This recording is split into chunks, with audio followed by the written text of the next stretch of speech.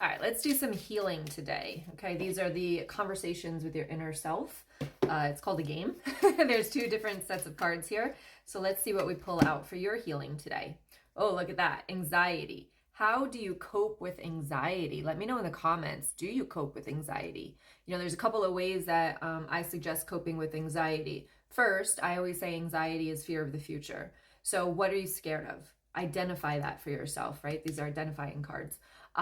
Identify that for yourself. The other thing is about breathing. So really just breathing deep breaths all the way down to the belly, holding it. It could be box breathing, could be different, however long you can hold it, but please don't hurt yourself.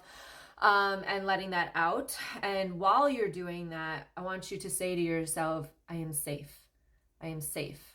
Because a lot of the things our anxiety is just fear of the future. So therefore it hasn't even happened yet. So why are we so nervous about something that hasn't even happened yet? Okay. And then you can also pick up anxiety from other people. I feel people's energy all the time. And sometimes when I'm anxious, I'm never anxious. So when I'm anxious, I'm like, whoo, it could be the next reading that I'm doing. And as they come on and they're like, oh, I'm so anxious. And I was like, oh, that's what it is.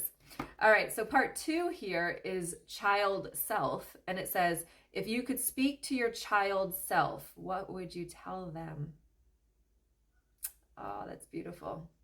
If you know now, no, if you knew then what you know now, what would you tell that child self, that inner child? Inner child healing is so healing. It is so life-changing. So what would you tell them?